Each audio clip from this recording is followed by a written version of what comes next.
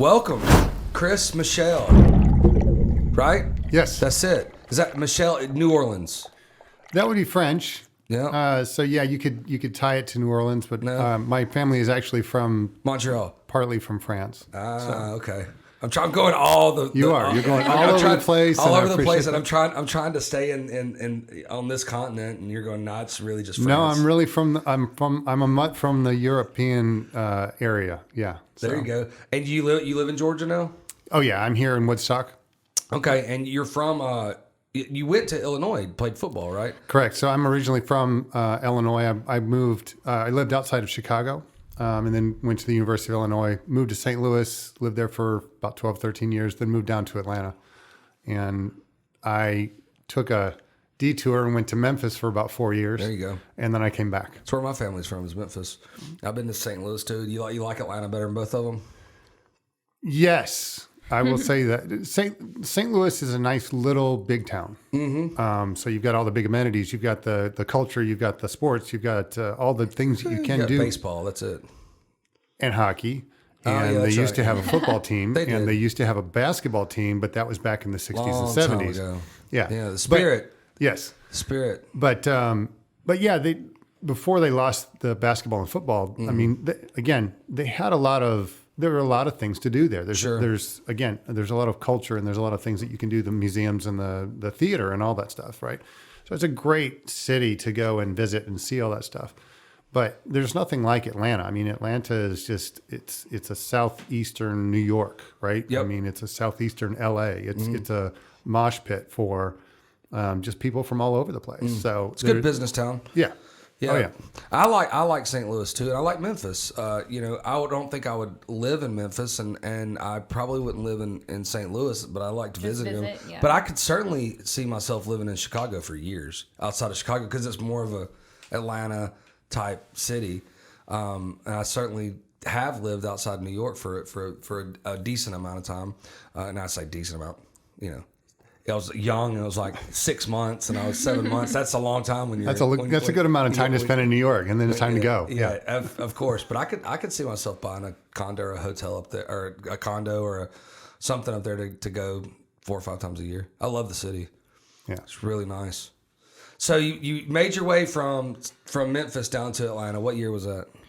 So I moved to Atlanta actually right before 9/11 from St. Louis, and then I moved to Memphis in 2008, came back in 2012.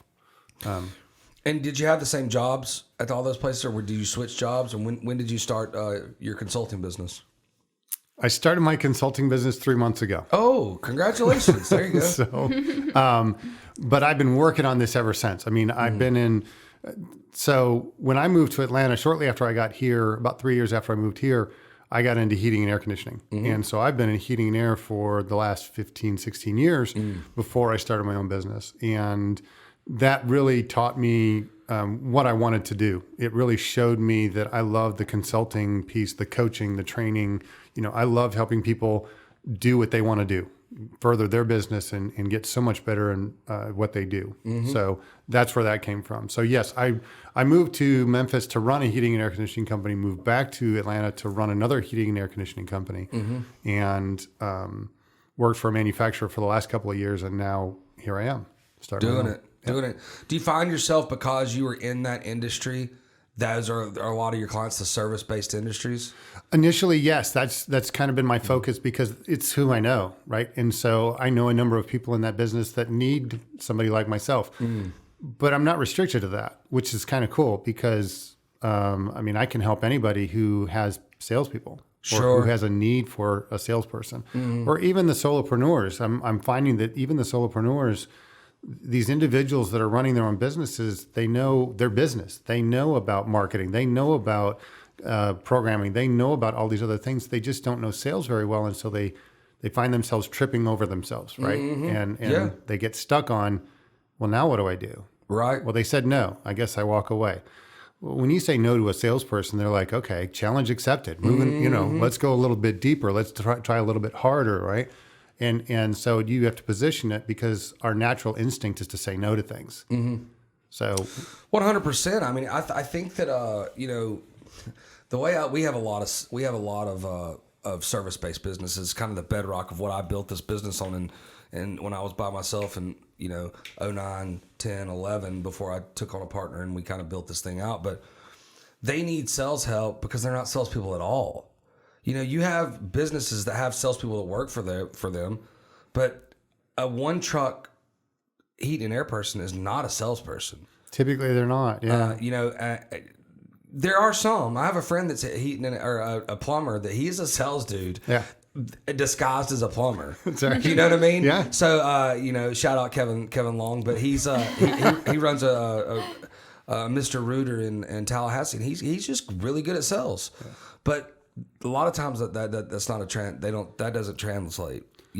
So I feel like consultants really can help those service-based businesses out a lot, especially in the 3 to 5 truck below, because hey, how do I take my ticket and make it go up a little bit? How do I sign contracts? Right. How do I get these people where they have a base of business that they're not just going to go when something else goes wrong, they're going to call another person and come back out here, and that's important. Yeah, and it's getting back to helping people, right? How do you get from the 100,000 to 200 to 300 to 1 million, right? To the 2.5 to now the 5, right? How do you make that transition between those different pieces? How do you know when to bring on a salesperson? Mm-hmm. How do you know when to just keep using the technicians, the plumbers to be your salespeople, right? And when you do that, it's trying to understand those things enough to say, yeah, now it's time that I can bring somebody on as a salesperson and they can start doing this stuff. Yep. And it's a difficult transition. And again, I've been around businesses. I've run businesses that were 17 people, right? Mm-hmm. You got a couple of salespeople, you got a bunch of technicians, installers, right? And then some office folks. So it's trying to figure out what makes sense and do I really want to have a 10-person company, right? That's or am right. I okay with 2 or 3 people, right? Well, there's that, and this is the question, right? This is always the question is, I have 10 people. I've got one really good sales guy. I make this amount. Well, then the next 5 people, you make less amount probably, maybe, but maybe not. But a lot of times you grow, you have to step down a little bit before you go up. It's going to be maybe a small step, maybe a big step. Right. You got to invest that in. And there's a lot of people who are like, I just like where I am. And that's okay. If that's where you want to be. Well, and then you get into the headaches, right? I mean, more people means more headaches. And unfortunately, it's just dealing with people, right? Mm-hmm. And how comfortable are you dealing with people? So, and again, that's where, and you understand this as a business owner, you get to help people kind of get out of their own way, right? So too often I see owners of businesses, small businesses, they're trying to do everything. And they're trying to be their own IT person. They're trying to be their own salesperson. They're trying to be their own accounting person, right? They're trying to do all these different things. It's a train wreck waiting to happen. Yeah, and they're just burning themselves out because now they're like, well, wait a minute. I could hire so-and-so and pay a little bit of money to do this over here, and manage my sales team or, run my sales or run my marketing or do my IT. Right. Because I can't build a website in a day or 2. Right, I need somebody else to do it. Otherwise, I'm gonna be here for the next 3 months building up my own website. Which is crazy because it doesn't cost a lot to do that anymore. It doesn't. It used to, but it doesn't. You can get a basic website for, I would say a really good one for $2,000. Yeah. Which is it's just a cost of doing business. Save up and buy it, and do not waste your time. That's just not what you make money off doing. Exactly. Stay to what you're doing, and that's another thing is when do you take the sales out of the technician's hand? Like I said, when do I take the operations out of my salespeople's hands? Because they still do a lot of their operations. Sure. And it's a struggle to go because that person is a way more well-rounded salesperson because they've done those things and they've been there. But once you get to a place where like I just don't want any of my salespeople dealing with that because I want my salespeople to sell. That's an old right. That's an old saying. I want my salespeople to sell. But the salesperson that knows how to do that is a better salesperson than the other one. Correct. It can make them a better rounded person and more understanding when they do their sales and more helpful to the back end processes, right? Because as we all know, problems don't start until they sell something, right? I mean, That's That's it. once you sell something, now we're in trouble, right? Now we've got to it. perform. Now we've got to react to that, right? So, and the salesperson is a little whiny person going, put it in, I sold it, put it in, I sold it. And the operations people are going, no, we don't want the deal. And they're you couldn't put it in. Yeah, you sold something we can't do, right? You sold something impossible. Yeah. But yeah, that's you're hitting the nail on the head. You've got to let your salespeople sell. You've got to let your service people service. You've got to let your operations people operate. Yeah, of course. Right? I mean, you've got to let the people. And again, as a small business, that's hard because you have to do a lot of things. You have to wear a lot of hats, but you don't have to. That's the beauty of what people like myself are doing now is we're affording you the opportunity to focus on what you do best. When I come in and I say, hey, I can help you with your sales. I can set up the metrics. I can set up the KPIs, the key performance indicators, right? I can set up the processes. The sales tools that help you automate it. Exactly. Yeah, and so it just makes it easier for you to run your business so that when you do get ready to bring somebody on, now it's an easy onboarding process. You're not taking 6 months to show them the ropes. I think my biggest problem as a young entrepreneur and when I started hiring people was doing a really good interview with somebody and going, I'd rather have you right here. And because I'm a pretty good salesperson, I could talk them into doing that something that they didn't want to do. And it just never worked out. So when it very rarely worked out, we'll say that. The batting average was not Hall of Fame, I'll tell you that. It was bad. It'd be like me telling Tristan, our producer, like, hey, we want you to make, cold calls, 2 or 3 hours a week. And I'm like, I don't want to do that. Yeah, that's not his wheelhouse. It's not what he does. It's not what he does. does. But I think that was probably one of our, in hiring, hiring's one of the, every business has to deal with that at some point. Yeah. They have to hire at least one person or, they have to do something, most businesses anyways. And that was my biggest failure as a young entrepreneur was trying to talk somebody into doing something that they weren't good at. Right. But I needed that in my business. And what I should have done, it goes, well, we don't have that available, and interviewed somebody else. Right. Well, and give a shout out here to Jim Collins in Good to Great, right? He wrote a book called Good to Great. One of the things I got out of that was you've got to have the right person on the right seat on the bus. Yep. Number one, you got to figure out if they even belong on the bus, right? Do they fit your culture and who you are and what you're trying to do? Number two, are they on the right seat, right? Because no offense, if you take Jordin and you stick her in an admin role, she's not built for admin. She's built for sales, right? She's got to be out selling, and giving her operational things to do doesn't help. She's not liking the paperwork that she's filling out or doing the back end stuff and trying to get all these other things set up. She wants to be out there selling, right? She wants to be out there doing the thing that she does best.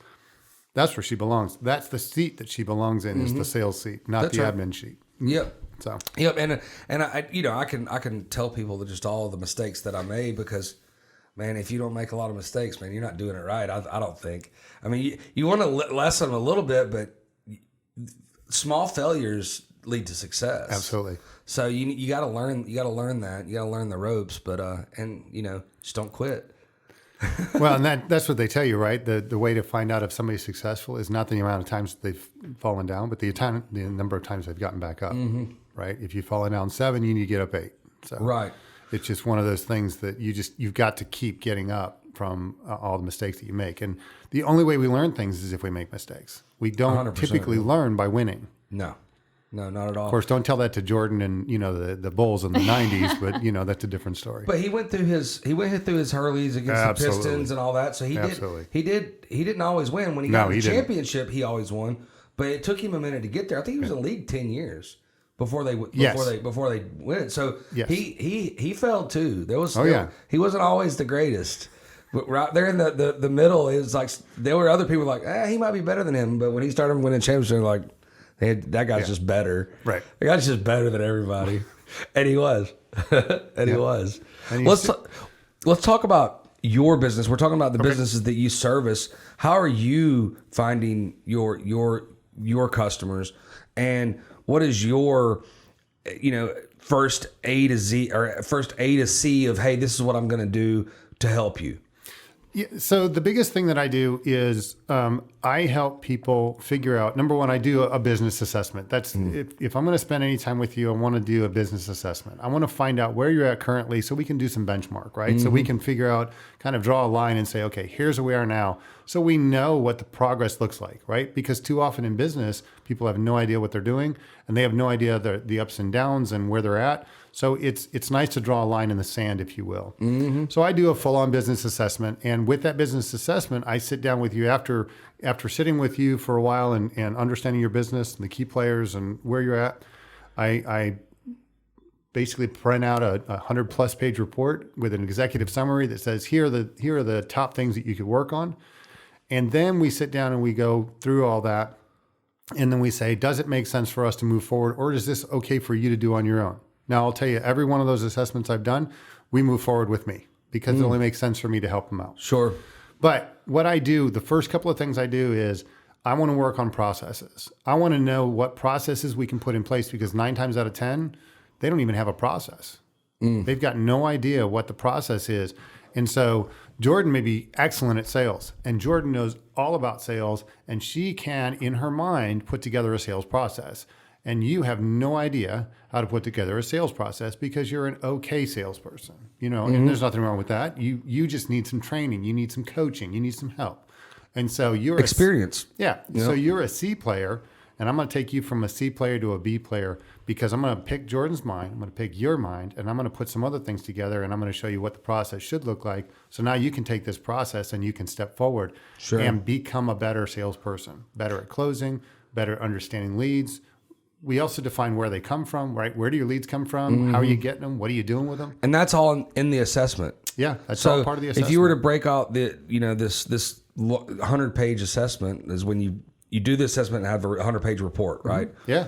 Tell me the top 3 things in the assessment. The biggest thing is process. People don't have a proven and repeatable sales process. They just don't. And because of that, that's what's hindering most salespeople. Okay, and most businesses today is they don't have a process that they can repeat, that they can hand over to Jordin, that they can hand over to you and say, here's the process, follow the process and you'll be successful. Number 2, they have no idea where their leads are coming from. And as a result, they have no idea how much the leads cost. So they're paying $1,000 for a lead that goes nowhere. Yep. And they're paying $3 because you know Jordin and you said, Jordin, you need to do this. And this is awesome. And she goes, yeah. And if you're doing it, I'm doing it. Exactly. And she becomes a huge client. And guess what? That cost me a beer because I took you out for beers one time and we decided to do business. And all of a sudden you're telling all your friends, right? But that's an anomaly, right? That's not the norm. But where do those leads come from? How much are they costing me? What am I paying per click, right? Am I doing SEOs correctly? Am I doing the things that I need to be doing from a marketing standpoint? Now, I'm not a marketing guru. Let me just stop and say that right now. I understand certain things, and I have people that I work with, that I'm close with, that help me to figure all those things out for you and your business. So those are the things, is processes, and then it's people. And then once I start working with the people, I can start coaching them. I'm not a huge fan of a trainer being one that comes in and hey, you've got a day with this person and that's it. Good luck. Hope you do really well. I'm a coach. And a coach, it sounds just exactly like what it is. I come in and I help you on a regular basis to perform consistently so that it becomes part of who you are and what you do. Sure. So weekly, you come in and talk to them and kind of really you're looking more than anything, and probably not only talking, but looking and going, hey, this is not what we talked about. This is not, what we had planned. Yeah. Because I would feel like that's the hardest thing, is changing what somebody has done for, even 3 or 4 years, is go, you got to stop that because this becomes before this, the process, right? Yeah. And the really cool thing about what I get to do is, because I'm an outsider, I'll take Jordin. I keep picking on Jordin. That's okay. She's just sitting here. She's easy to pick on. Well, but it'd be like you telling Jordin, hey, Jordin, you need to stop doing this and do this. Hey, Jordin, you need to stop doing this and do this. Hey, Jordin, stop doing this and do that, right? Stop saying this. Stop saying that, right? Stop looking this direction. If I come in as an outsider, I'm perceived as an expert, number one. Yep. And she's going to listen to me more. She's going to listen to you. 100%. And so, again, the advantage of me coming in and doing that is She now is going to recognize, hey, wait a minute, this guy probably knows what he's doing because this is what he does for a living. And no offense, I just don't like this guy because he's my boss and he gives me a hard time all the time. And he makes me do all this admin work that I hate. Right? Yeah, for sure. But so that's one thing. But the other piece of it is really, I'm like a sales manager for hire. I'm a part-time sales manager for hire. So I get the ability to come in and observe. And like you said, I can kind of hover and see what's happening. I can pick up reports. I can pick up sales, things that you are doing in conversations. And I can tell you, this is what's happening. This is what you're doing. And this is what you probably ought to be doing. Yep. And so because I've been in sales for so long and I've seen so many things and I've made so many mistakes, right? I see it before, I see the train wreck before it's going to happen. And I can actually look at you and say, that's great. And it sounds like you're heading this direction, but maybe if you took a left turn here, it would help you out. Right. I love that you say that because it's so true that I can talk to any of my salespeople and give them the way. Hey, this is the way. But then they'll go to another office or something like, you know what? I should be doing this. I'm like, well, I've been telling you that for years. What are you talking about? Tune in next week as we get to hear how Chris actually is working with his. That's right. That's it. We used to be able to do that because we had marketing companies. In my early age, I owned a company in Jacksonville. It was a marketing company, and they were all over the nation. So we'd send road trips out. And one of the biggest, pros to that is the managers didn't work against each other. So we would train each other's people. It just in a different way. Personality was a little different, and they'd come back from the things like, "Yeah, I learned this and this and this," and I'm like, "All right, get out of here." That's awesome. So which is great. Boy, I wish I would have thought of that. Yeah, that's right. That's right. I've never done that before. Man, that happens like with my husband. He'll give me advice, and then I'll come to work. He'll tell me something. I'm like, "Hey, Jay told me to do this," and he's like, "I've been telling you this for months." That's it. Same thing. Happens all the time. Yeah. Same thing. It's just it's it's the same thing as I say. I've been doing sales for 20 plus years, and that doesn't mean that Jordin, that's been doing sales for a year, can't go sell somebody that I couldn't sell to. Because I've had that happen before. I've hired a rep that went out and sold where I've been prospecting that person for 2 or 3 years. This person just walks in, right timing, they mesh together, right, whatever, and personality, everything, and they go, "Yeah, I'll do it." And I just walk back in there and start laughing. I'm like, "I've been out you for 3 years." He goes, "Well, I figured that I would just sign up with her." I'm like, "That's fine," or him, or whatever. I'm like, "I don't care. You're with us, so we're good." Yep. But it's just it's funny. It's funny. Well, and I think it goes back a lot to it's the psychology of selling, right? I mean, you get into all that kind of stuff, but it really comes back to growing up as kids, right? Who did you listen to? You respected your parents. Don't get me wrong. You more than likely you respected your parents. But boy, when the neighbor's kid, when their parents said something to you, you stood tall. Yeah. When I was growing up, corporal punishment was still available in high school and grade Me school too. and that kind of stuff, right? So we respected our teachers. We respected we respected other people around us. That we admired and we looked up to, and we listened to what they had to say. And our parents probably said the same thing over and over again, but we didn't listen as much, right? So same concept. It definitely is, but it's funny. Still the same because you're like, I've told you this for years, but it is what it is. That's why I encourage my kids, hey, go talk to them. Absolutely. Go talk to them and well, see what coaches they have are to a say. big thing too. You listen to coaches and that's why I think it's sad that like participation in sports in general have gone down. There's more people, so it's like, you were an athlete, so that built a lot of your personality in your young adult age, Right. And you got discipline from it too. Yes. And you just get invaluable stuff that helps you in life from that. Yeah. That's the beauty of athletics, right? I mean, athletics will teach you a ton of stuff. I mean, I got a lot of my work ethic growing up from working with my dad. He owned his own landscape company. So we were free labor. Yeah, that's it. I got to do that a lot during the summer. You weren't free per se.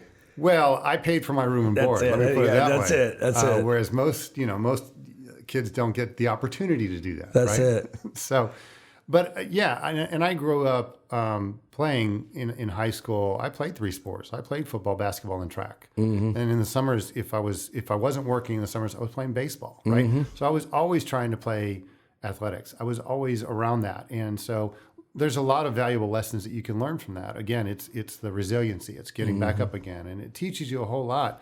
But it also teaches you how to listen to other people, right? And how to get information from other people and get input. So I've always loved the coaching piece of it, and hence why I call myself Coach Chris now, and why others call me Coach Chris. Sometimes I get, hey, what do you coach?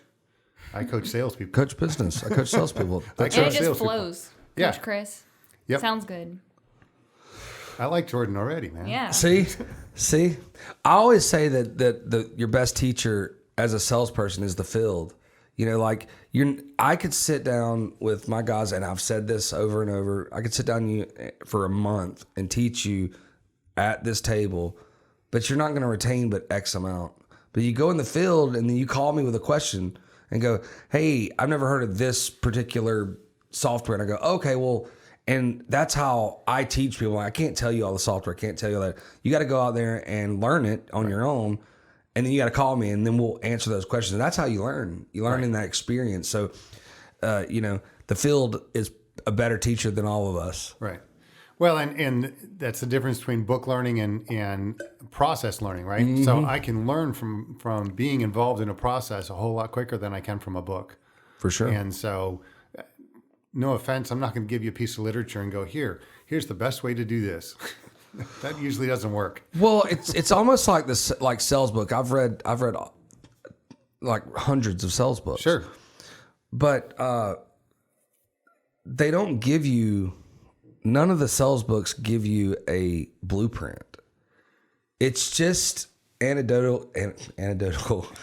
Say that word for me, please. Anecdotal? Yeah, anecdotal. That's what it is. That one? I was going to give it a shot. Yeah. I couldn't say it. I couldn't think of Grey Goose today either. That's okay. So I need to drink more water. My brain needs water. But it's not going to tell you. You can slide any book across the thing. It's not going to go, okay, if I read this book, I'm going to be successful.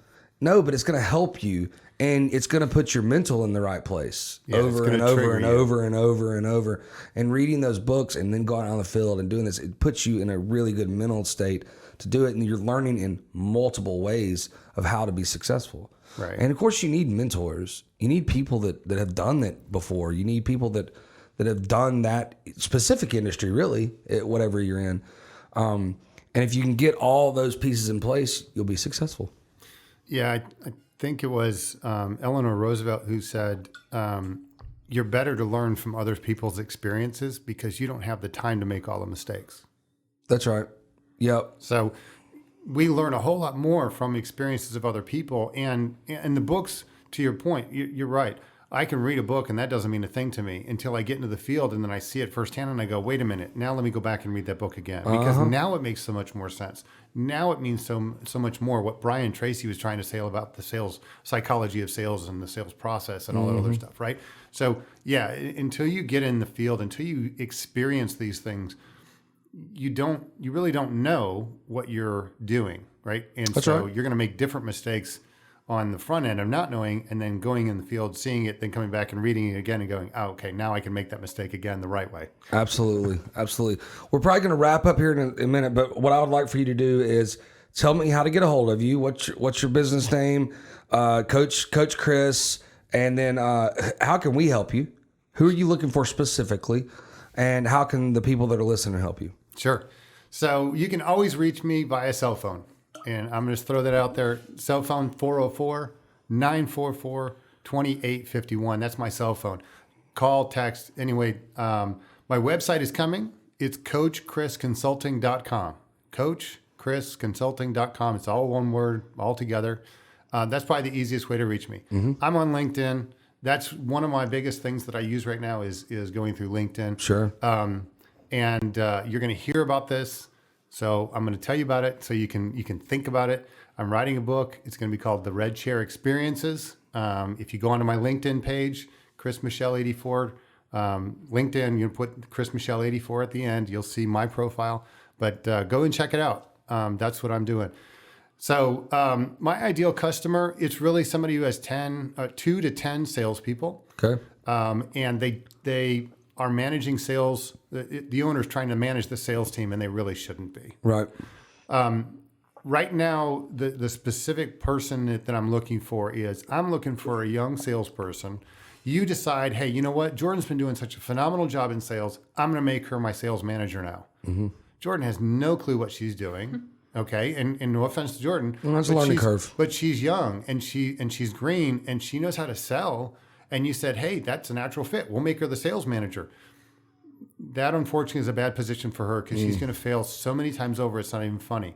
I'm looking to help Jordan. I'm looking to help that new sales manager who doesn't know what they're doing, who is looking to be, basically, I can help them to be the hero, right? I can help them grow exponentially, like you said, because of my experiences, I can put them in a place to succeed and do very well. So call it an interim sales assistant, coach assistant. Yep. It's a sales mentor, Yep. right? I mean, it really becomes, like you were talking about earlier, it becomes I become a sales mentor. I'm a fractional sales manager, outsourced sales manager. I'm a sales manager for hire, part-time sales manager for hire. I'm not interested in doing this all the time for you, but I could do it for basically my engagements are about 4 hours or 8 hours a week is what I do. And I work on a contingency basis, every month. It just makes sense for me to do it that way. And I'm doing stuff in the background, setting up processes and that kind of stuff. But yeah, it's 4 to 8 hours a week that I spend with you, and I'm available 24/7, to talk to. So those are the things, contact information, you asked for best clients and all that stuff, right? Did I miss anything? No, I think you're good. I think you did it. Well, congratulations on the new business. I know you're going to do well. I can tell already. And Jordin, thanks for bringing, dragging him in here and doing this podcast. Yeah, thanks for coming. She dragged me by my hair in here. That's it. It's all out. You dragged hard. That's why I don't have hair anymore. Yeah, there you go. Well, thank you guys. Everybody out there, be kind to each other.